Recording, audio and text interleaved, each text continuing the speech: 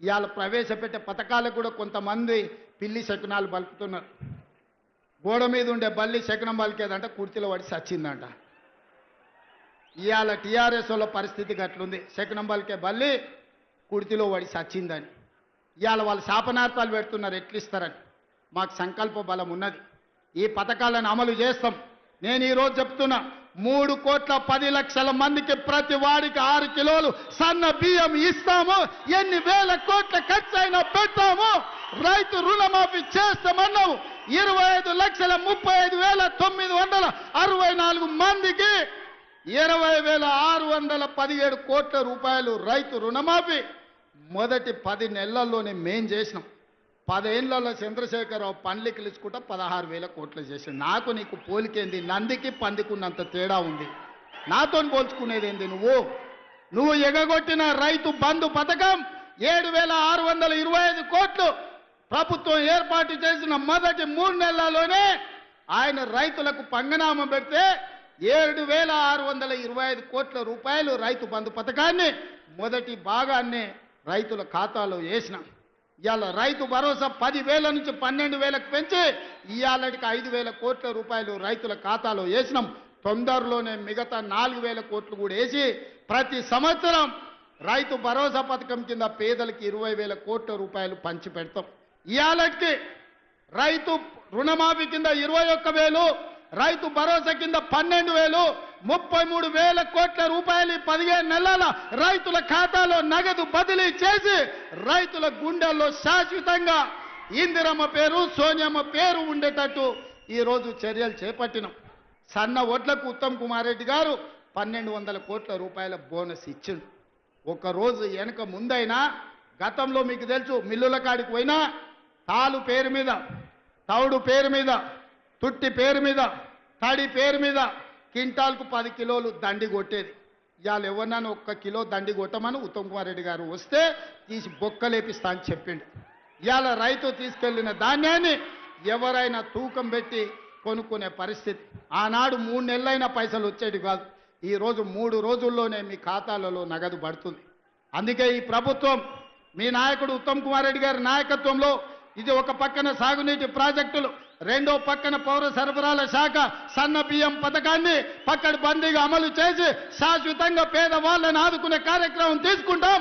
ఆ ఆదుకునే కార్యక్రమం హుజూర్ నగర్ గడ్డ మీద నుంచి ప్రారంభించి మీరందరూ వేలాదిగా తరలి వచ్చి ఉత్తమ్ పద్మావతి రెడ్డి గారిని, ఉత్తమ్ కుమార్ రెడ్డి గారికి అండగా నిలబడి ఈరోజు తెలంగాణకు మొత్తం ఈ ప్రాంతం కాంగ్రెస్ కంచుకోట, వారి కుటుంబానికి అదేవిధంగా ఎన్ని చెప్పినా ఉత్తమన్న సిట్టి అందిస్తూనే ఉన్నారు. వచ్చిన ఎంబడే 2012లో మొదలుపెట్టిన హౌసింగ్ స్కీమ్ 2,100 ఇండ్లకు వచ్చి కూర్చొని 60 కోట్లు వసూలు చేసి ఇవాళ ఇండ్లు చూపించిన సంతోషమైంది. అదేవిధంగా అగ్రికల్చర్ కాలేజ్ ఉత్తమ్ కుమార్ రెడ్డి గారు అడుగుతున్నారు. ఇంకా వారు అడిగినాక కాదనేదే ఉంది. వారు అడిగినాక, మీ అభిమానం చూసినాక, ఇంతసేపైనా మీరు స్వచ్ఛందంగా వచ్చిన తర్వాత అగ్రికల్చర్ అంటేనే హుజూర్ నగర్, కోదాడ ఈ ప్రాంతంలో ఉన్నది, మిర్యాలగూడ ప్రాంతంలో. అందుకే ఇక్కడికి అగ్రికల్చర్ కాలేజ్ ఇవ్వడమే కాకుండా మా BLR young India integrated residential school అడిగిండు. వారికి కూడా 200 కోట్ల రూపాయలతోని రెసిడెన్షియల్ స్కూల్ కాలేజీని కూడా వారికి కూడా మంజూరు చేస్తున్నాం. అడ్వాన్స్డ్ టెక్నాలజీ సెంటర్ మా పద్మక్కకు, కోదాడకు కూడా ఇయ్యదలుచుకున్నాం. అదేవిధంగా అడ్వాన్స్ టెక్నాలజీ సెంటర్ కూడా కాగితం ఇచ్చిండు లక్ష్మారెడ్డి, తప్పకుండా ఇస్తాం. అదేవిధంగా మిగతా కొన్ని అడిగిండు.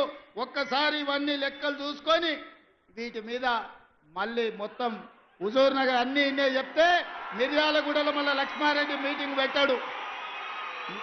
మిర్యాలగూడలో లక్ష్మారెడ్డి మీటింగ్ పెట్టినాకనే మిగతా అన్నీ ఆడుకొచ్చి చెప్తా. ఇంకా ఇంకో సిట్ అందిస్తున్నాడు. దేవరకొండ కూడా బాలు నాయక్ మంచి మిత్రుడు. దేవరకొండ మా పక్కనే ఉంటుంది, మా కానుకొని ఉంటుంది అవతల అచ్చంపేట నుంచి. మా చుట్టాలంతా అన్నే ఉండరు. అవునా? రఘువీరెడ్డి తాత ముందు అక్కడి నుంచి ఎమ్మెల్యే ఉండే నారాయణ రెడ్డి గారు గుర్తుంది కదా మీకు అందరికీ. సో అందుకే దేవరకొండ కూడా యంగ్ ఇండియా రెసిడెన్షియల్ స్కూల్ అని అన్నారు. తప్పకుండా దేవరకొండకు పోయే ప్రకటిస్తా. మిగతా అన్నీ ఇంకా అన్నీ చూస్తా. ఏదేమైనా నేను ఒక్కటే మాట చెప్పదలుచుకున్నా. 5 ఏళ్ల కోసం ఎన్నికైన ప్రభుత్వం 15 నెలలని చేయగలిగిన అన్ని చేసినాం. భవిష్యత్తులో కూడా ఇంకా చేస్తాం. ఇవాళ వాళ్ళు ఎట్లన్నా చేసి కాళ్ళలో కట్టెబెట్టి కింద పడేయాలని చూస్తారు. కానీ ఇది ఎవరు అంత ఆషామాషిగా లేరు. ఒకవేళ నాయకులు కొంచెం అట్లా ఇట్లా ఉన్నా మా కార్యకర్తలు అట్లా లేరు. పట్టుదలతో ఉన్నారు, చైతన్యంతో ఉన్నారు. ఎవరైనా ఏమైనా ఎక్కడైనా టీఆర్ఎస్ ఓడో ఇంగోడో మన కాళ్ళల్లో కట్టెబెట్టాలనుకుంటే వాళ్ళ కళ్ళల్లో కారం కొట్టడానికి మీరందరూ సిద్ధంగా ఉన్నారు. నాకు ఆ నమ్మకం ఉంది. మీ శక్తితోని, మీ యుక్తితోని, మీ పోరాటంతో, మీ సంకల్పంతో ఈనాడు తెలంగాణలో ప్రజాపాలన వచ్చింది. ఈ ప్రజాపాలన ప్రగతి బాట వైపు నడుస్తుంది. మీరు అండగా ఉండండి. 10 ఏళ్ళు ఈ తెలంగాణ రాష్ట్రాన్ని అద్భుతమైన రాష్ట్రంగా దేశానికే నెంబర్ 1 ఉండే విధంగా తీర్చిదిద్దే బాధ్యత మేము తీసుకుంటామని తెలియజేస్తూ మీ అందరి దగ్గర సెలవు తీసుకుంటున్నా. ధన్యవాదాలు మిత్రులారా.